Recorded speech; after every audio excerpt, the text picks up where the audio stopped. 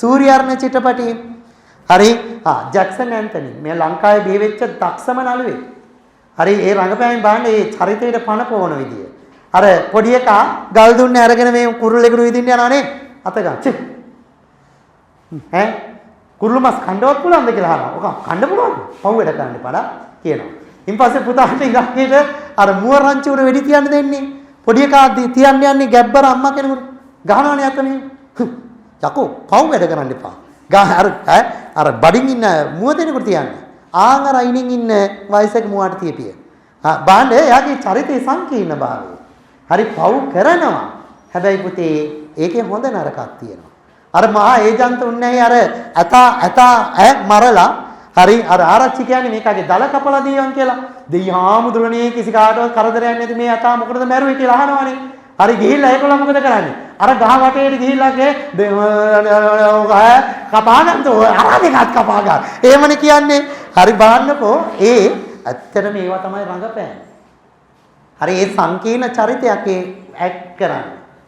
හරි හොඳ නරක දෙකම මිශ්‍ර කරලා තියෙන්නේ. හරි මේ සිරිඳුගේ චරිතෙත් එහෙමයි පුතේ. හොඳ නරක හරි ලස්සනට මිශ්‍ර කරගන්න. හරි බලන්න කියන විදිහ මේ බලන්න අන්ති ගැසේ එහෙත් ඔහු නිදාගන්නේ මුවකුමින් ඉතා කෙටි නින්දකේ. ලෙනාඩ් වොල්ෆ් හරි ලස්සන කැලේ දේවල් භාවිත කරනවා. හරි බලමු නින්දකේ තද නින්දේ සිටියදී පවා ඉතා සුළු සද්දයකින් සම්පූර්ණයෙන්ම අවදි වේ.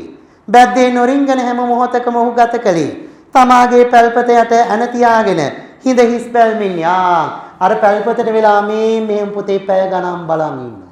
බැද්දේගම ස්වභාවය. මෙයා බැඳලා හිටියේ පුතේ කවුද?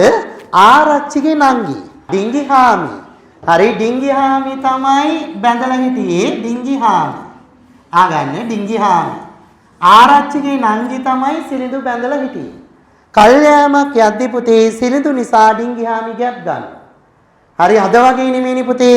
හරි නගරේ ඉඳලා 70ම 50ක් කැලේ මැද ගම. ડોක්ටර්ස්ලා කවුරුත් නැහැ. දරුවෙක් වදන වෙලාවට කවුද ඉන්නේ? ගමේම ගැහණු අය උදව්වට යනවා.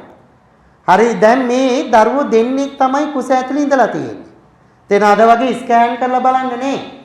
සිරිඳු බලාපොරොත්තු වෙමින් හිටියේ කවුද? පිරිමි දරුවෙක්. හරි එයාත් එක්ක කැලේට තුවක් උස්සගෙන යන්න හේනට යන්න පිරිමි දරුවෙක්.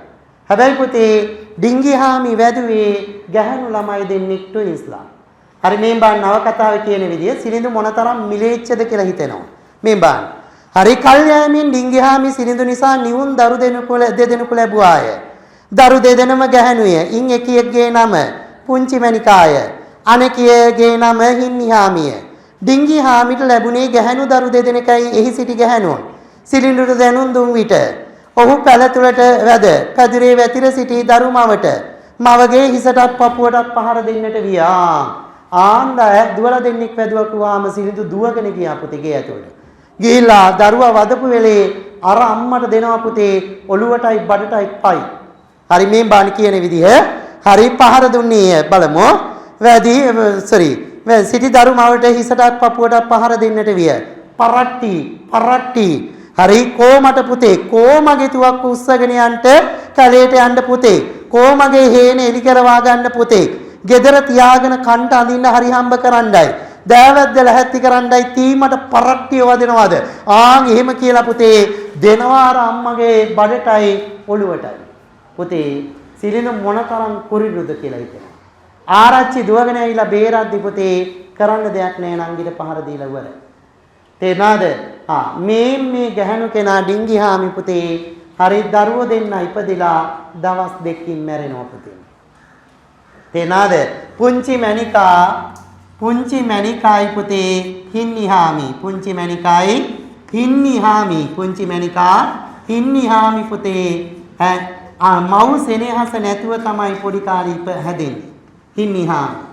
හරි හින්නිහාමි මව් සෙනෙහස නැතුව හැදෙන දරුවෝ දෙන්නේ. හරි අදට සෑට යන්න පුළුවන් නේ ඔතන විතරයි. ඊටු ටික කතා කරන්න ඊළඟ දවසේ ඉන්නම වෙනවා. නමයි ගමයි මාතලේ තමයි මේ හිතේ තියෙන තම අපේ කමයි දෙනි වදන් දෙද්දි කට පුරාම යයි තවා